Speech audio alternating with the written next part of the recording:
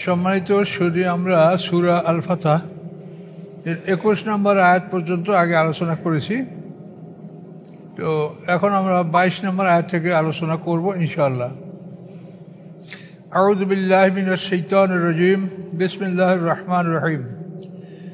ওয়ালাউ কাতালাকুমুল্লাযীনা কাফারু লাওয়াল্লাউল আদবারা সুম্মা লা ইয়াজিদুনা ওয়ালিয়্যান ওয়ালা নাসিরা। আল্লাহ বলেন, কাফেররা যদি তোমাদের সাথে যুদ্ধে লিপ্ত হতো তাহলে ওরা পিঠ প্রদর্শনপূর্বক পালিয়ে যেত এবং তারা তাদের জন্য কোনো অভিভাবক, রক্ষাকারী বন্ধু বা কোনো সাহায্যকারী পেত না। কাফেররা মুসলমানদের সাথে যুদ্ধ করে তারা পালাতো। তার কারণ এই হুদায়বিয়া সন্ধি এর পূর্ব পর্যন্ত কাফেররা বহু যুদ্ধ করেছে, বদর, উহুদ, খন্দক, বহু যুদ্ধ, কিন্তু কোনো যুদ্ধেই তারা তো জয়যুক্ত হতে পারেনি। এখন আল্লাহ বলছেন যে এখনও তাদের ওই একই অবস্থা হবে।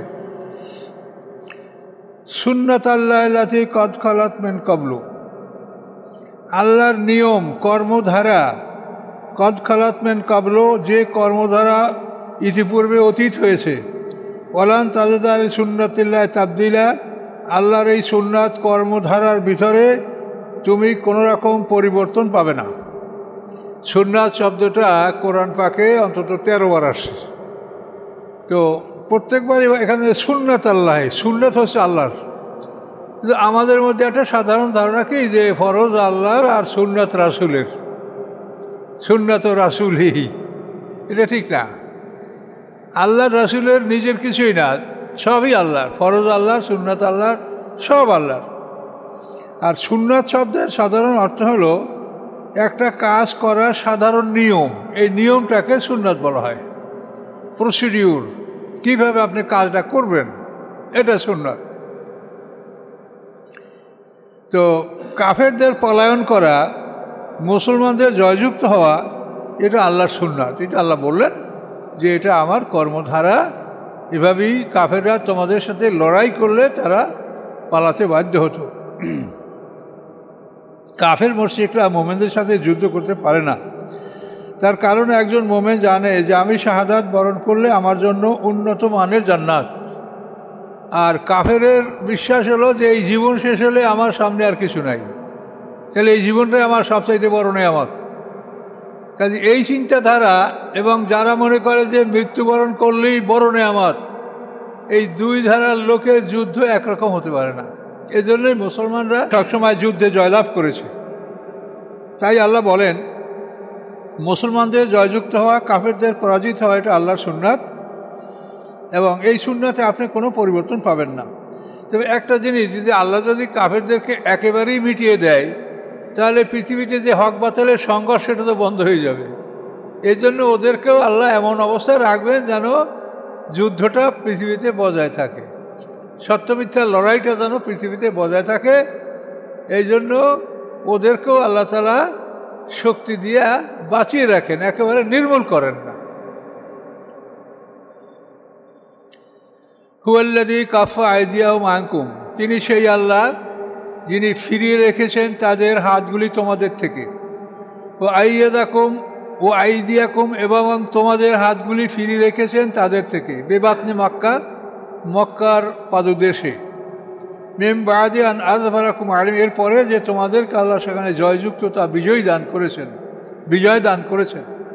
ওয়াকানা আল্লাহু বিমা তা'মালুনা বাসীরা, আল্লাহ তাআলা তোমাদের সমস্ত কর্মের দর্শক। এখানে বলা হয়েছে যে খালেদ ইবনে ওলীদ তখন ইসলাম গ্রহণ করে নাই। তার বংশটাই হলো সেনাপতি বংশ। খালেদ ইবনে ওলীদের বংশ হলো আবদেদার বংশ। আব্দে মন্নাফ, আবদেদার, আল্লাহ রসুলের পূর্বপুরুষ সেখান থেকে ভাগ হয়েছে। আব্দে মন্নাফ আল্লাহ রসুলের বংশধর, আর আবদেদার হলো ওই আব্দে মন্নাফেরই ভাই, কিন্তু ওরা অন্য গ্রুপ। এই খালেদ ইবনে ওলীদের বংশটা হলো সেনাপতি বংশ, এরা সব সেনাপতি।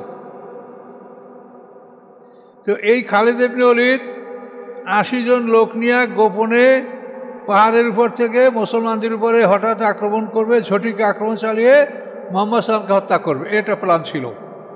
কিন্তু আল্লাহর মহিমা, সেই 80 জন লোক সবই মুসলমানদের হাতে বন্দী হয়ে গেল।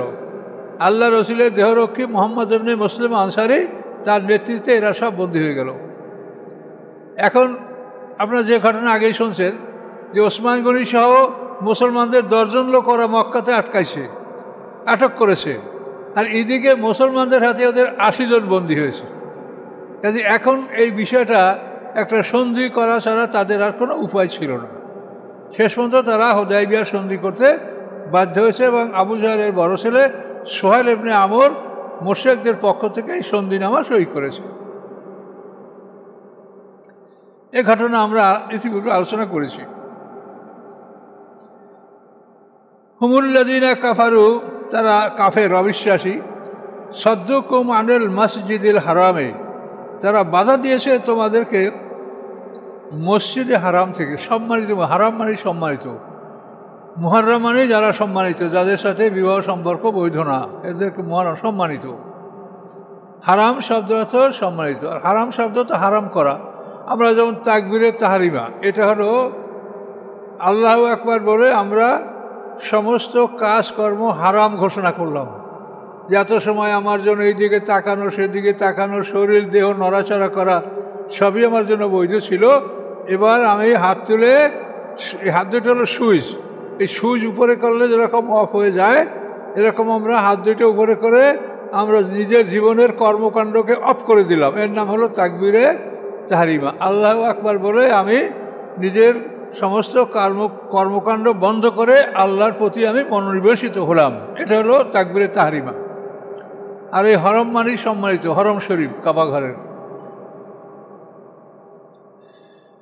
তো খালেদ ইবনে ওলীদ এই প্রচেষ্টা করে তারা সবাই বন্দী হয়ে গেল। শেষ পর্যন্ত তারা সন্ধি করতে বাধ্য হয়েছিল। আল্লাহ তাদের অবস্থাটা বলছেন, হুমুল্লাযীনা কাফারু, যারা ওই কাফের যারা বাধা দিয়েছিল তোমাদেরকে মসজিদে হারাম থেকে, কাবাঘরে প্রবেশ করতে দেয়নি। আল্লাহ রসুলের নবুয়ত থেকে আরম্ভ করে হুদায়বিয়া পর্যন্ত 13 আশায় 19 বছর মুসলমানরা কাবাঘরের চত্বরে পা রাখতে পারেনি।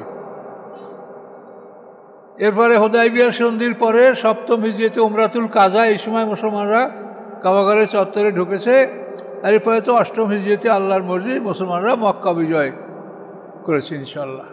তখন তো সবই মুসলমানদের দখলে। তখন কাফেররা সব কাবাঘরের সামনে মাথা নত করে বসেছিল যে আল্লাহ রসুল আমাদের কি আদেশ দেন, কোথায় পালাবে? পালাবার জায়গা আছে? এখন হয়তো মুহাম্মদ সাল্লাল্লাহু আলাইহি ওয়াসাল্লাম ক্ষমা করবে, না হলে তাদেরকে হত্যার আদেশ দিবে। কিন্তু আল্লাহ রসুল তাদেরকে হত্যার আদেশ দিয়েছিলেন, আল্লাহ রসুল তাদেরকে ক্ষমা করে দিয়েছিলেন।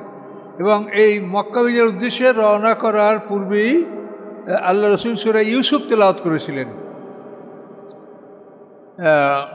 8ম হিজরিতে রমজান মাসের 8 তারিখ আল্লাহ রসুল 10,000 সৈন্য নিয়ে মক্কা অভিমুখে রওনা করেন। তখন তিনি সূরা ইউসুফ পাঠ করেন।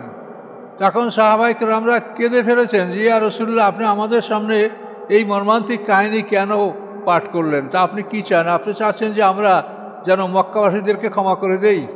ইউসুফ আলাইহিস সালাম যেরকম তার ভাইদেরকে ক্ষমা করে দিয়েছেন, আপনি কি আমাদের থেকেও সেটা কামনা করছেন যে আমরা তাদেরকে ক্ষমা করে দিলাম?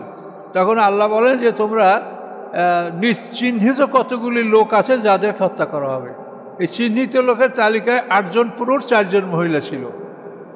এরাও অধিকাংশই মুক্তি পেয়েছে, 2-3 জনকে মাত্র হত্যা করা হয়েছিল। এর মধ্যে ইকরামা ইবনে আবু জাহল ছিল, আবু জাহলের পুত্র।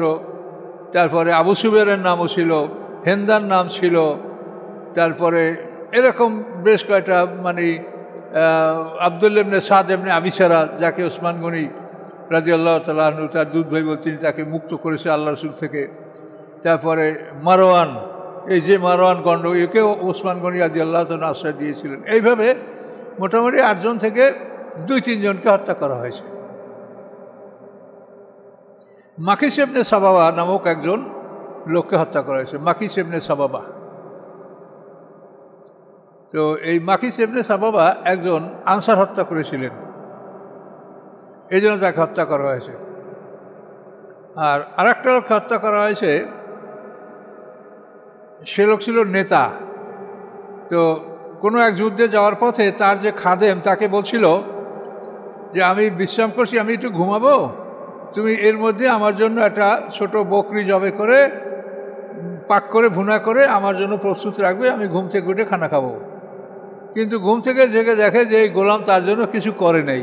কি সমস্যা ছিল আল্লাহ জানে, ও রাগ করে গোলামকে কতল করে ফেলেছে। এই লোকটাকেও হত্যার আদেশ দেওয়া হয়েছিল, তাকে হত্যা করা হয়েছিল।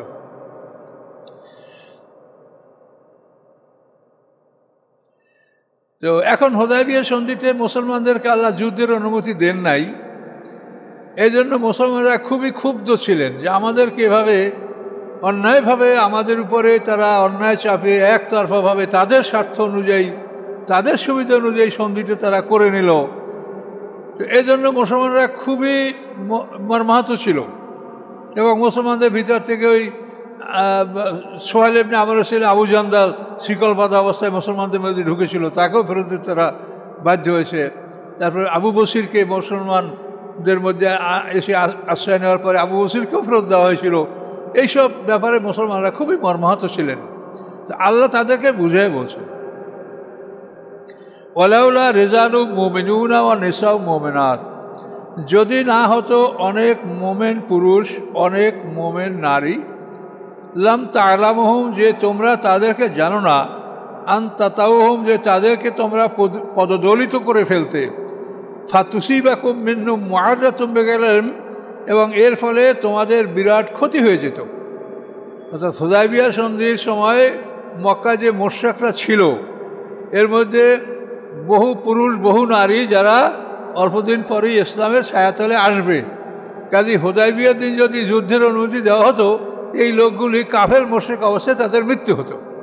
এটা ছিল একটা বিরাট ক্ষতির ব্যাপার। এই জন্য আল্লাহ বলেন, যদি না হতো অনেক পুরুষ যারা মোমেন এবং অনেক নারী যারা মোমেন হয় নাই কিন্তু মোমেন হবে তারা, লাম তা'লামুহুম, তোমরা তাদেরকে জানো না, আন তাতাউহুম, তোমরা তাদেরকে পদদলিত করতে, বা তুসিবাকুম মিনহুম মুআরাতুম বিগাইরিল, ফলে তোমাদের ক্ষতি সাধিত হতো অজান্তে। তোমরা জানো না যে এই লোকগুলি অল্পদিন পরে ইসলাম গ্রহণ করবে। আল্লাহ এই জন্য আমি হুদায়বিয়া তোমাদেরকে যুদ্ধ অনুমতি দেই নাই। মক্কা বিজয়ের সময় ওরা সারেন্ডার করেছে, ফলে এই লোকগুলো সব বেঁচে গেছে এবং তারা ইসলাম গ্রহণ করতে সক্ষম হয়েছে। এবং মক্কা বিজয়ের পরে যারা ইসলাম গ্রহণ, তাদেরকে বলা হয় তোলাকা, অর্থাৎ তাদেরকে সাধারণ ক্ষমা, জেনারেল অ্যামনেস্টি, সাধারণ ক্ষমা পেয়েছে তারা সবাই, তাদেরকে মুক্ত করা হয়েছে। আবু সুফিয়ান, মুআবিয়া এবং তার পরিবার এরা সবই মক্কা বিজয়ের পরে ইসলাম গ্রহণ করছে।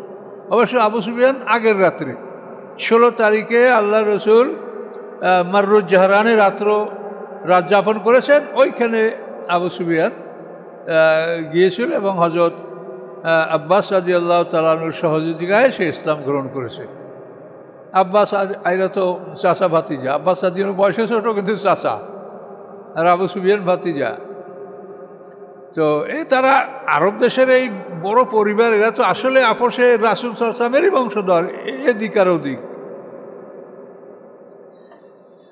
তো এই জন্য এই জিনিসটা আপনাদেরকে বুঝতে হবে যে সাহাবি কাকে বলে। সাহাবি শব্দ হলো সাথী। এখন মক্কা বিজয়ের পরে হিজরত বন্ধ। কোথায় হিজরত করবেন আপনি? সব একই দেশ, একই রাষ্ট্রের অধীনে চলে আসে মক্কা মদিনা। কাজেই মক্কা বিজয়ের পরে হিজরত বন্ধ। কেউ আর মুহাজিরও না আর কেউ আনসারও না, হিজরতে কেউ করবে না, তাদেরকে সাহায্য করারও কোনো প্রয়োজন নাই। এখন এই মক্কা বিজয়ের পরে মক্কার যে সমস্ত লোকরা ইসলাম গ্রহণ করছে তারা তো আল্লাহর রাসূলের সাথে জীবনযাপন করার সুযোগ পায় নাই। কি পাইছে? হিজরত বন্ধ, তারা হিজরত করে নাই। এই মুসলমান এবং আল্লাহ রসুলের সাথে যারা সময় পার করছে, হযরত আলী রাদিয়াল্লাহু আনহু, আবু বকর সিদ্দিক, ওসমান গনি, ওমর, রাসূল সাল্লাল্লাহু আলাইহি ওয়াসাল্লাম প্রথম জীবন থেকে শেষ জীবন পর্যন্ত, এই দুই দল সাহাবী কি সমান বলেন? এটা তো আপনাদের নিজেদেরও বিবেক আছে যে সাহাবী মানে রাসূলকে তারা দেখেছে কিন্তু রাসূলের সাথে তারা একদিনও কাটাতে এর সময় তারা পায়নি। আর মক্কা বিজয়ে তারা মদিনায় কী করে যাবে? তাদের বাড়ি ঘরে এখানে, তারা সব এখানেই থেকেছে। কাজেই সাহাবীর নাম হইলেই হবে না, এটা বুঝতে হবে যে এটা কোরআনে যেটা মানে ভাগ করা আছে 3 ভাগ। হুদায়বিয়া সন্ধির পূর্বে 1 নম্বর সাহাবী, হুদায়বিয়া থেকে মক্কা বিজয় পর্যন্ত 2 নম্বর, মক্কা বিজয়ের পরে কিয়ামত পর্যন্ত সব মুসলমান 3 নম্বর। আর রাদিয়াল্লাহু আনহু হওয়ার জন্য সাহাবী হওয়া কোনো শর্ত না। সেখানে আল্লাহ পরিষ্কার বলেছেন যে সিনিয়রদের যারা আন্তরিক সহকারে, নিষ্ঠা সহকারে সিনিয়রদের আনুগত্য যারা করবে তাদের প্রতি আল্লাহ সন্তুষ্ট। এটা পরিষ্কার কোরআনে, আস-সাবিকুন আল-আউয়ালুনা মিনাল মুহাজিরিন ওয়াল আনসারি, আনসার মুহাজিরদের মধ্যে যারা অগ্রবর্তী প্রথমবর্তী, আল্লাযীনা তাবাউহুম বিইহসানিন, এবং যারা তাদের অনুকরণ করেছে নিষ্ঠার সাথে, রাদিয়াল্লাহু আনহুম, তাদের প্রতি আল্লাহ সন্তুষ্ট। তো রাদিয়াল্লাহু আনহু হওয়ার জন্য শুধু সাহাবী হতে হবে এটা না, আপনারাও রাদিয়াল্লাহু আনহু, আপনার প্রতি আল্লাহ সন্তুষ্ট। যেহেতু আমরা যদি রাসূল এবং সিনিয়র সাহাবীদের আনুগত্য করি, তো আমাদের প্রতিও আল্লাহ সন্তুষ্ট। আল্লাহর সন্তুষ্টি, আল্লাহর অনুগ্রহ এমন কম না যে আমাদেরকে দিলে কমে যাবে, বিরাট ব্যাপার। আর সূরা বাইয়িনাও এই কথা, সূরা বাইয়িনা 30 পারায় আল্লাহ তাআলা বলেন, লিইয়ুদখিলাল্লাহু ফি রাহমাতিহি মা ইয়াশা, যাতে আল্লাহ প্রবেশ করাতে পারেন তার রহমতের মধ্যে তিনি যাদেরকে ইচ্ছা করেন। অর্থাৎ যারা মক্কা বিজয়ের পর ইসলাম গ্রহণ করেছে তারা আল্লাহর রহমতের মধ্যে প্রবেশ করেছে। ওয়ালাউ তাযায়্যালু, আল্লাহ বলেন যে এই লোকগুলি যদি পৃথক হতো, অর্থাৎ ওই মুসলমান নারী, মুসলমান পুরুষ যাদের কথা বলা হয়েছে যে ইসলাম গ্রহণ করবে, লাউ তাযায়্যালু, যদি এরা পৃথক হতো, আযাবনাল্লাযীনা কাফারু মিনহুম আযাবান আলিমা, তাহলে আমি তাদের মধ্যে যারা কাফের তাদেরকে আমি কঠিন শাস্তি দিতাম। কিন্তু এই মুসলমানরা তো কাফেরদের সাথেই মিলেজুলে ছিল ওই সময়, এই লোকগুলি পরবর্তীতে ইসলাম গ্রহণ করছে, এই জন্য আমি তোমাদেরকে যুদ্ধের অনুমতি দেইনি। এ যে জাআলাল্লাযীনা কাফারু ফি কুলুবিহিম হামিয়াতা, যখন করেছেন আল্লাহ তাআলা কাফেরদের অন্তরের মধ্যে বিদ্বেষ, হামিয়াতাল জাহিলিয়াতা, জাহিলিয়াতের বিদ্বেষ, হিংসা, মানে কাবাগর ওটা তাদেরই, ওটা কাউকে ঢুকতে দিবে না, এই যে জাহিলিয়াতের বিদ্বেষ তাদের অন্তরে ছিল। তো আল্লাহ বলেন ফাআনজালাল্লাহু সাকিনাতা আলা রাসূলিহি, আল্লাহ তাআলা তার রাসূলের প্রতি তার পক্ষ থেকে প্রশান্তি নাযিল করেছেন। সাকিনা মানে প্রশান্তি, ট্রাঙ্কুইলিটি অফ মাইন্ড, প্রশান্তি নাযিল করেছেন যাতে রাসূলের অন্তরটা শান্ত হয়। ও আলাল মুমিনিন, এবং মোমেনদের উপরেও আল্লাহ তাআলা প্রশান্তি নাযিল করেছেন যাতে মোমেনরা ধৈর্য ধারণ করতে পারে এবং মনোকষ্ট দূর হয়, এটা আল্লাহ বলছেন। ও আলজামাহু কালিমাতুত তাকওয়া, এবং অনিবার্য করে দিয়েছেন তাদের জন্য পরহেজগারির বাক্য, তারা তাকওয়া অবলম্বন করবে, এটা আল্লাহ তাআলা তাদের জন্য অনিবার্য করে দিয়েছেন। কানু হাক্কা বিহা, এবং তারা এর অধিকারী এবং তার যোগ্য, এরা তাকওয়ার অধিকারী এবং যোগ্য, আল্লাহ এটা ঘোষণা করলেন। ওয়াকানা আল্লাহু বিকুল্লি শাইইন আলিমা, এবং আল্লাহ তাআলা সর্ববিষয় সম্পর্কে অবগত। লাকাদ সাদাকাল্লাহু রাসূলাহু রুইয়া বিল হক, অবশ্যই সত্যে পরিণত করেছেন আল্লাহ তাআলা রাসূলের স্বপ্নকে। রাসূল স্বপ্ন দেখেছিলেন যে আমি কাবাঘর তওয়াফ করছি, সাহাবীরা কাবাঘর তওয়াফ করছে, কেউ মাথার চুল কাটছে, মাথা মুন্ডাচ্ছে, এই স্বপ্ন আল্লাহ বলেন আল্লাহ তাআলা সত্যে পরিণত করেছেন রাসূলের স্বপ্ন। লাতাদখুলুন্নাল মাসজিদাল হারামা, অবশ্যই তোমরা প্রবেশ করবে মসজিদে হারামে ইনশাআল্লাহ যদি আল্লাহ ইচ্ছা করেন, আমিনিন, নিরাপদে। মুহাল্লিকিনা রউসাকুম, তোমরা তোমাদের মাথা মুন্ডন করবে, মুকাসসিরিনা, আবার কেউ চুল কর্তন করবে, লা তাখাফুন, তোমরা কিছু ভয় করবে না। ফাআলিমা, আল্লাহ জেনে নিয়েছেন, মা লাম তা'লামু, যা তোমরা জানো না।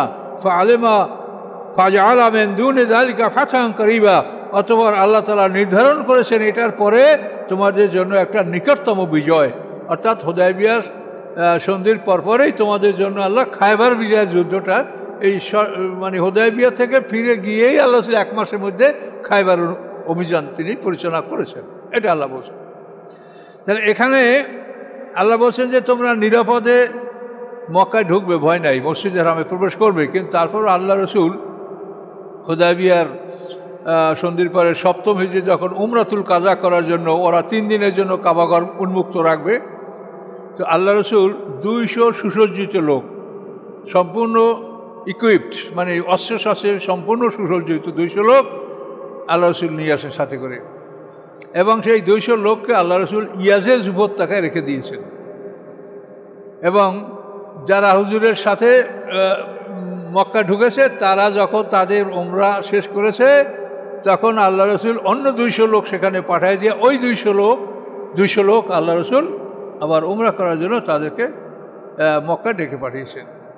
তো এই যে আল্লাহ রসুলের বিচক্ষণতা, যে ওরা যদি মোশরিক, যদি প্রতিশ্রুতি ভঙ্গ করেই বসে, এই জন্য আল্লাহ রসুল এই সতর্কতামূলক এই কাজ করেছেন। তো আল্লাহ রসুল অত্যন্ত বিচক্ষণ মানুষ ছিলেন। আর আমরা মানি যত হুজুর তত আমরা বোকা হই, আমাদের কোনো জ্ঞান নেই, এটা ঠিক না। আপনাকে সর্ববিষয়ে জ্ঞানী হতে হবে। মানে আপনাদের যারা কন্টেম্পোরারি সমসাময়িকদের যে ধরনের প্রযুক্তি জ্ঞান, এটা যদি আপনাদের না থাকে, না আমাদের না থাকে, তো আমরা কী করে এই পৃথিবীতে তাদের সাথে মোকাবেলা করবো করেন? কাজে ইহুদিরা দেখেন ছোট একটা রাষ্ট্র, কিন্তু প্রযুক্তিতে তারা এতই অগ্রগামী যে তারা সারা পৃথিবীতে যুদ্ধ করতে তারা ভয় পায় না। এটা শুধু তাদের প্রযুক্তির কারণে। কাজে আমাদের কি হয়েছে? আমরা খাবো আর ঘুমাবো শুধু। কাজে এই জন্য তুলনামূলকভাবে আমাদের সব কিছু জানতে হবে, শিখতে হবে, অগ্রসর হতে হবে, এবং তুলনামূলকভাবে আমাদেরকে অস্ত্র সংগ্রহ করতে হবে, তাহলে শত্রু আমাদেরকে ভয় পাবে। আল্লাহ বলেন, লাকাদ সাদাকাল্লাহু রাসূলুহু রুয়া বিল হক লাতাদখুলুন্নাল মাসজিদাল হারামা ইনশাআল্লাহ আমিনিন মুহাল্লিকিনা রাউসাকুম ওয়া মুকাসসিরিন লা তাখাফুন। তোমরা ভয় করবে না। ফাআলিমা মা লাম তা'লামু ফাজআলা মিন দুনি যালিকা ফাতহান করিবা। আল্লাহ জানেন তা তোমরা জানো না। তোমাদের এর পরপরই, অর্থাৎ হুদায়বিয়া সন্ধির পরপরই, হুদায়বিয়া থেকে ফিরে যাওয়ার পরপরই তোমাদের জন্য খায়বার বিজয়ের একটা বিশাল একটা বিজয় এবং বিরাট একটা গনিমত, ধন সম্পদ, বিনা যুদ্ধে বহু সম্পদ মুসলমানদের হস্তগত হয়েছিল, এবং সেগুলি সবই আল্লাহ তাআলা রাসূলের জন্য আদেশ দিয়েছিলেন। সব রাসূল এটা ব্যয় করবেন নিজের জন্য, আত্মীয়র জন্য, এতিমের জন্য, মিসকিনের জন্য, মুসাফিরের জন্য, সেটাও বলা, খাতগুলোও বলে দেওয়া হয়েছে। হুয়াল্লাযী আরসালা রাসূলাহু বিল হুদা ওয়া দীনিল হক। তিনি সেই আল্লাহ যিনি প্রেরণ করেছেন তার রাসূলকে হেদায়েত নিয়ে এবং সত্য বিধান নিয়ে। তার দুইটা জিনিস, একটা হলো হেদায়েত। হেদায়েত মানে কি? পথ নির্দেশ, কীভাবে আপনি চলবেন, কোন পথে চলবেন, এটা হচ্ছে হেদায়েত। আর দ্বীনে হক মানে ন্যায়সঙ্গত আইন। বিধান আগে, হেদায়েত আগে, আইন পরে। মানুষকে হেদায়েত দান করার আগে যদি আইন করা হয়, তাহলে বহু মানুষের জীবন বিনষ্ট হয়ে যাবে। আরব দেশে চুরি, ডাকাতি, জেনা, হাইজ্যাক, ছিনতাই, কিডন্যাপ, এগুলি এত ব্যাপক ছিল যেটা ধারণা করা যায় না। এতে যদি ইসলাম আসার সাথে সাথে মানে বিধান দেওয়া হতো, তাহলে তো বহু লোকের হাত কাটা যেত। এবং যদি এরকম সমাজের জ্ঞানীগুণী বহু মানুষের হাত কাটা যায়, সেই সমাজের লোকগুলি পরে ইসলাম গ্রহণ করলেই বা তাদের দ্বারা কী উপকার হবে বলেন? এই জন্য আগে হলো হেদায়েত। আপনি মানুষকে আগে বুঝান, জ্ঞান দান করেন, তারপরে সমাজের অভাব দূর করেন। এই বিভিন্ন দিক থেকে, সর্বদিক থেকে যখন আপনি পরিপূর্ণ হবেন, তখন আপনি আইন প্রয়োগ করবেন। এখন আল্লাহ বলেন রাসূলের মানে যে প্রোগ্রাম, সেটা হলো দুইটা, একটা হলো হেদায়েত আর একটা হলো দ্বীনে হক। হেদায়েতের কথাগুলো আমরা বলি, শুনি, ভাই ভালো কাজ করেন, ভালো পথে চলেন, রোজা করেন, নামাজ করেন, হজ করেন, যাকাত দেন, মানে ন্যায়সঙ্গতভাবে মাপ দেন, এসব আমরা, এটা হলো হেদায়েতের কথা। আর আইন হলো যে এই হেদায়েতকে যদি নাই মানে, তাহলে তাকে আইনের আওতায় আনতে হবে। চুরি করো না। এখন যারা হেদায়েত গ্রহণ করছে তারা কেউ চুরি করবে না, তারা ডাকাতি করবে না, জেনা করবে না। কিন্তু যেটা মানবে না তাকে আপনি কী করে চেক দিবেন? সবাই তো ইমান আনবে না, তো বলাই আছে কোরআনে যে অধিকাংশ লোক ইমান আনবে না। তখন তাদেরকে দমন করার জন্য এবং রাষ্ট্রের শৃঙ্খলা রক্ষা করার জন্য লাগবে আইন। তাহলে দুইটা জিনিস রাসূলরা নিয়ে আসে, হেদায়েত মানে পথ নির্দেশ এবং আইন।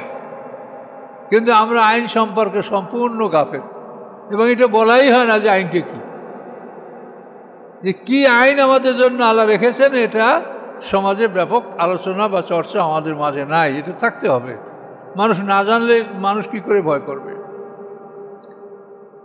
জেনা, অবিবাহিতরা জেনা করলে 100 পিটান মারতে হবে। 100 পিটান মারার আগে যে মরে যায়, কবর দিয়ে বাকি পিটান কবর উপর মারতে হবে। বিবাহিতরা জেনা করলে তাদেরকে সঙ্গে সাথে রজম করতে হবে। চুরি করলে ডাইন হাত কাটতে হবে। এর বিশাল আলোচনা আছে যে কোন অবস্থায় চুরি করলে হাত কাটতে হবে, কখন কাটতে হবে না, এগুলি সম্পর্কে বিশাল আলোচনা আছে, আপনারা হয়তো শুনে থাকবেন। তো এই যে আইন কানুন, এই আইন কানুন এটা এমন একটা বিষয় যে হিন্দু, মুসলমান, খ্রিস্টান, বৌদ্ধ সকল জাতির জন্য আল্লাহ তাআলা আইন দিয়েছেন। মুসলমানরা আমরা আমাদের দিন পালন করব, বিধর্মীদের সংরক্ষণের জন্য তারা তাদের ধর্ম পালন করতে পারবে, সে আইনও কোরআনে বলা আছে। কোরআনে কি বলা আছে? বিধর্মীদের দেবদেবীকে গালি দিও না। ওলা তাসুব্বুল্লাযীনা ইয়াদুনা মিন দুনিল্লাহি ফায়াসুব্বুল্লাহ আদওয়াম বিগৈরি ইলম। আল্লাহ বলেন তোমরা বিধর্মীদের দেবদেবীকে গালি দিও না, তাহলে ওরা তোমার আল্লাহকে গালি দিবে।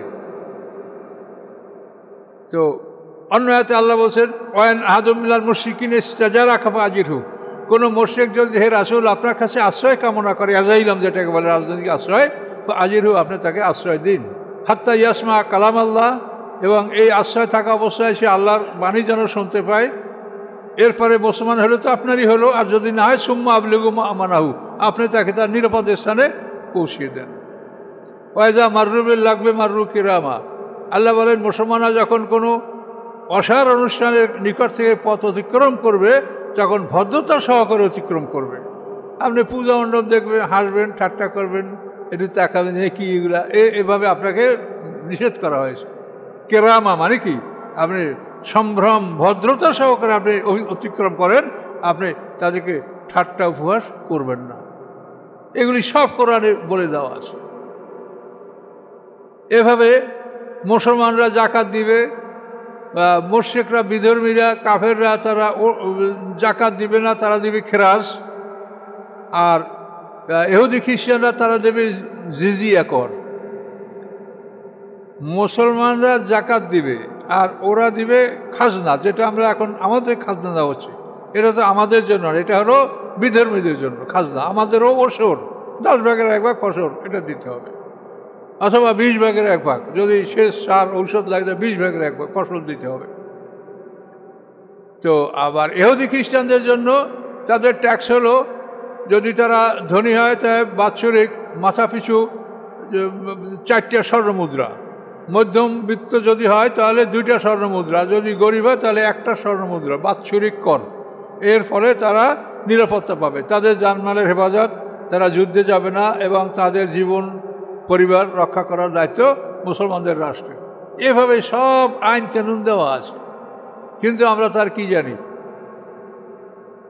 আমরা তো ওই খ্রিস্টানরা, ব্রিটিশরা এদের শাসন করছে, তখন যে আইনগুলি তারা দিয়েছে সেই আইনগুলিতে আমরা এখনও দেশ চালাচ্ছি।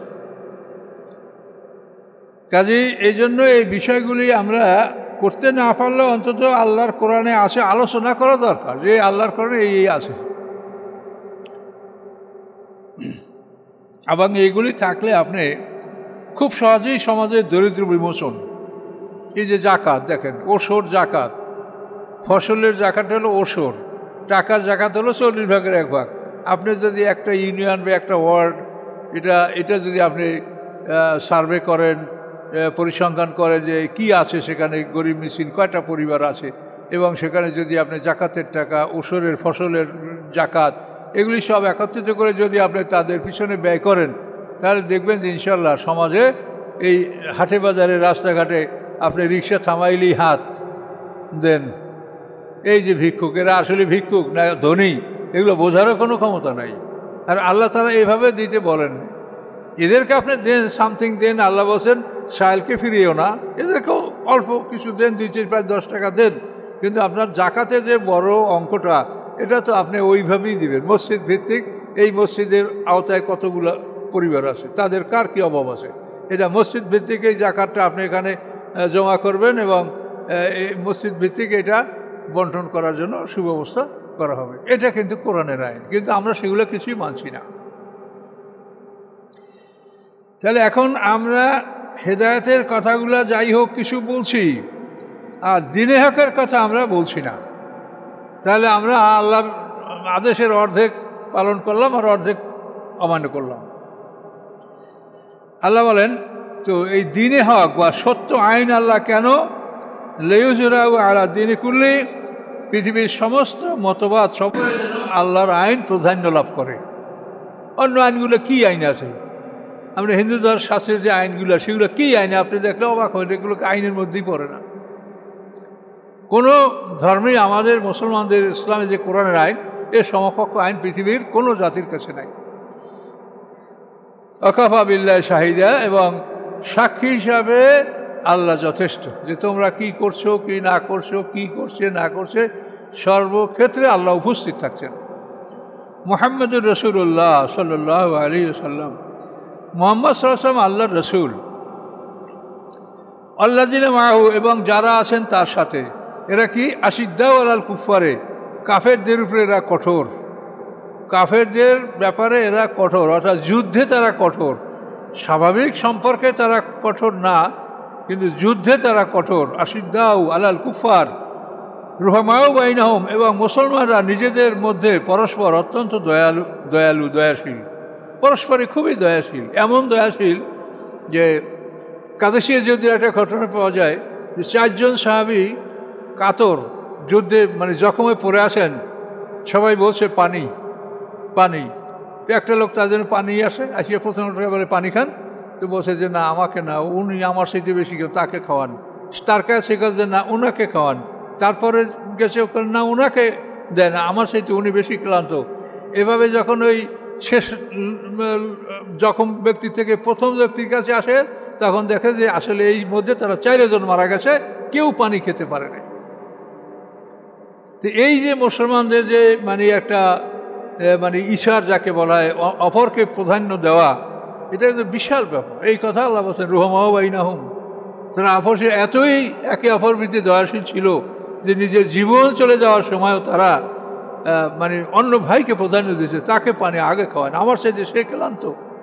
এভাবে 4 জনের একজনও পানি পান করতে পারেনি, 4 জন শহীদ হয়ে গেছে।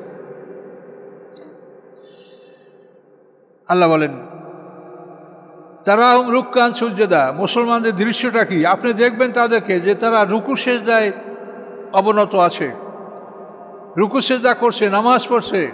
ইয়াবতাগুনা ফাদলাম মিনাল্লাহি ওয়া রিদওয়ানা, অনুসন্ধান করছে আল্লাহর অনুগ্রহ এবং আল্লাহর সন্তুষ্টি। সালাত আদায়ের মাধ্যমে তারা আল্লাহর অনুগ্রহ, আল্লাহর সন্তুষ্টি অনুসন্ধান করছে। সীমাহুম ফি উযুহিম মিন আসারিস সুজুদ, আলামত তাদের চেহারায় সেজদার আলামত, মানে সেজদার একটা নিদর্শন তাদের চেহারা।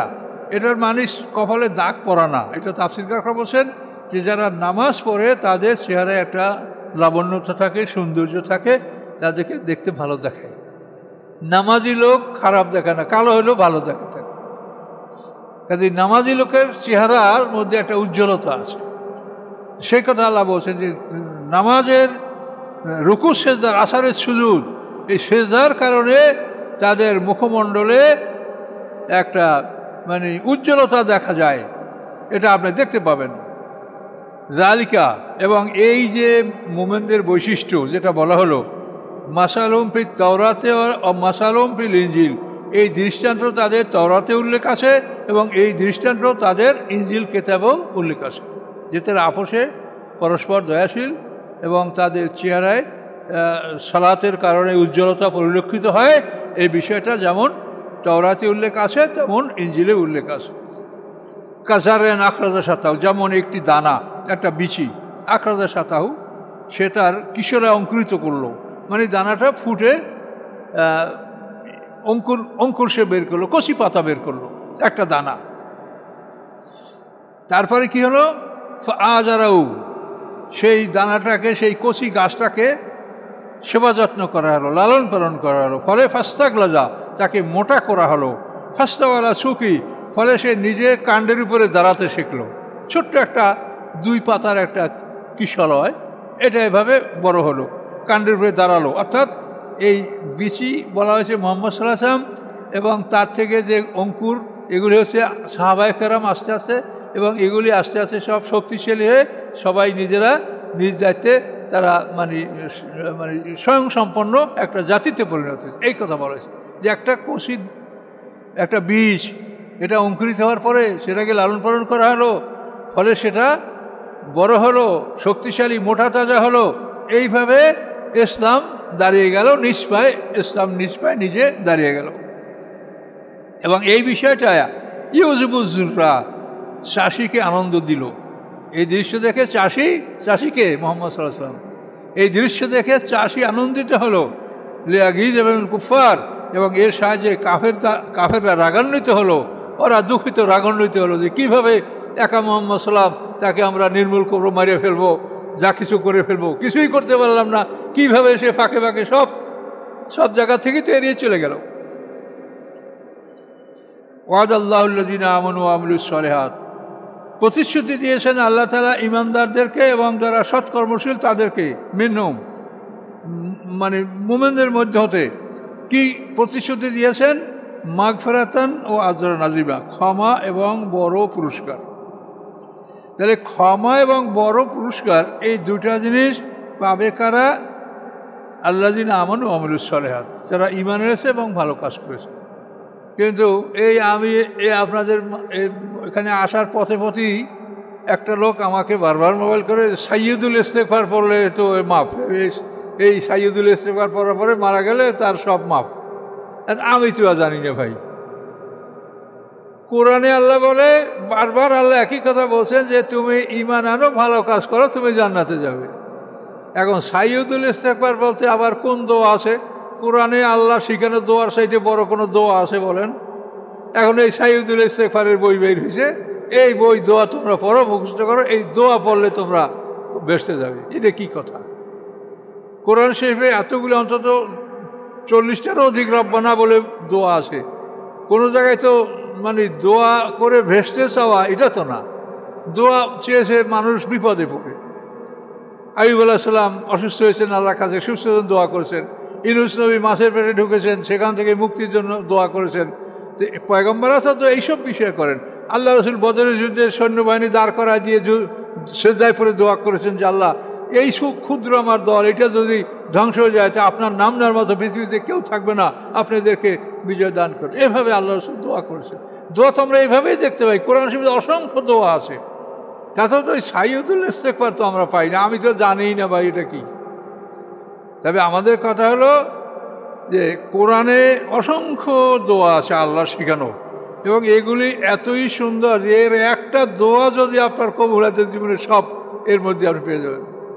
রব্বানা আতিনা ফিদ দুনিয়া হাসানা ওয়া ফিল আখিরাতি হাসানা, আপনি দুনিয়ার কল্যাণ দেন, আখিরাতের কল্যাণ দেন। এই দুইটা কল্যাণ যদি লাভ করা যায় তো এরপর কি দোয়া করবেন আপনি আর বলেন? আল্লাহর যে এই কথার সমকক্ষ কথা পৃথিবীর কোনো মানুষ বলতে পারে? তা আল্লাহ শিখানো সব দোয়াগুলি সুন্দর, এগুলিই সবচাইতে সুন্দর দোয়া, এগুলি আমার গ্যারান্টি আছে।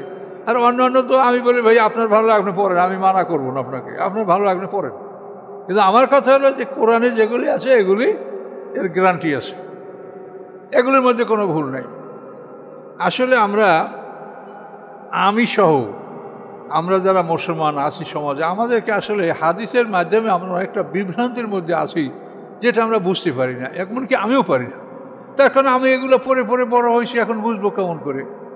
তো এই যে মানে একটা চিন্তাধারা যে হাসরের ময়দানে তামার জমিন হবে, এটা বলে না? তামার জমিন, তামার জমিন হবে কেন বলেন তো? আল্লাহ তাআলা বারবার বলেন, আমি তোমাদেরকে প্রথমবার যেভাবে সৃষ্টি করেছি দ্বিতীয়বার তোমাদেরকে ওভাবেই সৃষ্টি করব। তো প্রথমবার আমাদেরকে মাটির থেকে সৃষ্টি করা হয়েছে, সমগ্র পৃথিবীর থেকে আদম আলাইহিস সালামের মাটি নেওয়া হয়েছে, ওর সাথে আমাদের মাটি নেওয়া হয়েছে। সেই মাটির থেকে আমাদেরকে পরে বীর্যে রূপান্তরিত করা হয়েছে। আবার হাসরের ময়দানে প্রথম সিঙ্গার ফুৎ করে আমাদের পদার্থের দেহটা একত্রিত হবে, পানি, মাটি, আগুন, বাতাস। আমাদের দেহের অংশ পানিতেও আছে, অনেক কবরস্থান ভেঙে গেছে, পানির মধ্যে ভেসে গেছে। এই জন্য পানি, মাটি, আগুন, বাতাস একসঙ্গে ঘুরপাক খাবে সিঙ্গার ফুৎ করে 40 বছর, ফলে পদার্থের দেহটা একত্রিত হবে। এবং একত্রিত হওয়ার পরে সেটা একটা মাটির স্তরে পরিণত হবে।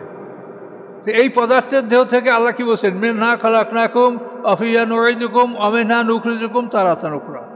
ওই মাটি হতে তোমাকে সৃষ্টি করা হয়েছে, ওই মাটির মধ্যে তোমাকে ঢুকানো হবে, ওই মাটির থেকে দ্বিতীয়বার তোমাকে বের করা হবে। এবং কোরআন পাকে বহুবার বলা হয়েছে যে বৃষ্টির মাধ্যমে যেভাবে গাছপালা ফুটে ওঠে, ওই রকম হাসরের ময়দানে দ্বিতীয় সিঙ্গার ফুৎকার পরে আমি এক পশলা বৃষ্টি বর্ষাবো হাসরের মাঠে, তোমরা মাটির থেকে ফুটে ফুটে বের হবে। তো এখন আমরা মাটির তৈরি, প্রথম সিঙ্গার ফুৎকারে মাটির দেহটা আমাদের একত্রিত হবে, একত্রিত একটা সলিড মাটিতে পরিণত হবে। তারপরে বিরতি থাকবে 40 বছর, দ্বিতীয় সিঙ্গার ফুৎকারে এই যে মাটির দেহটা, এটার মধ্যে প্রাণ ঢুকবে।